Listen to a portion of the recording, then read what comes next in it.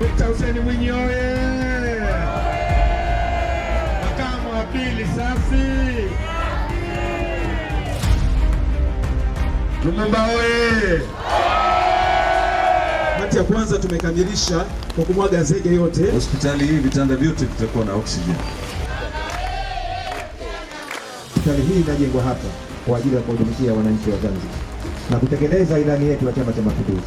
Fedha nafahamu zimeshatoka Wizara ya Fedha, ziko pale Wizara ya Afya, na mimi natoa siku 3 mpaka Ijumaa fedha hizi ziwe wameshapata mkandarasi.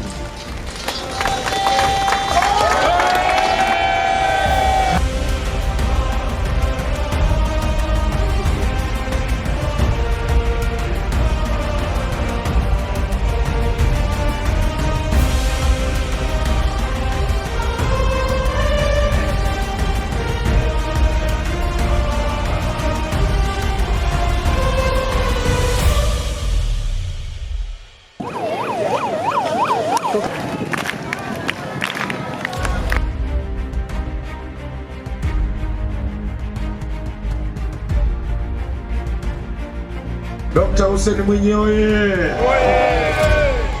We are not happy with the speed of the progress of the work, especially that is done under the international companies. Kutakuwa kuna huduma za upasuaji kwa sababu tutakuwa na theater 2 humu ndani. Tutakuwa kuna theater ya wagonjwa wale wa kawaida, lakini kutakuwa na theater maalum kwa ajili ya kina mama. Hizi kazi ni ngumu na ni nyingi. Sisi hatulali usiku na mchana, tuafutari mabati. Wajitahidi, si tunaitaka sio June, si tunaitaka Mei hospitali. Hamtudai. Kwa nini mko nyuma? Hii mnatuonesha kwamba mkiomba kazi nyingine tusikupeni. Hatujafurahishwa na namna kampuni hii ambayo iko nyuma kwa wiki 2. Wiki 2 ni nyingi sana kwenye ujenzi. Kwa hiyo tafuta namna ya kurekebisha hili jambo.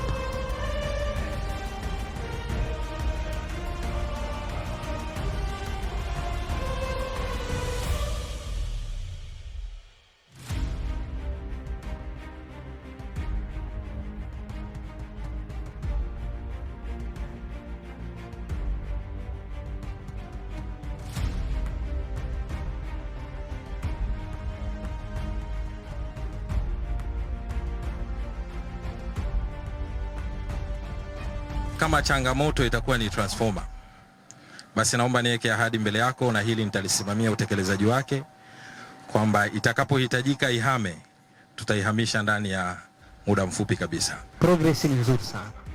Na ile ya Lumumba ya kwema, na tumekwenda asubuhi Lumumba pale. Kwa kweli progress ni nzuri. Nia yetu ni hiyo, na mimi naamini nia ya wakandarasi ni kufanya vizuri sana. Tumekuwa tukifarijika sana tunapokwenda hali inaendelea vizuri kama hii. Nichukue nafasi hii kupongeza sana mkandarasi pamoja na timu yako.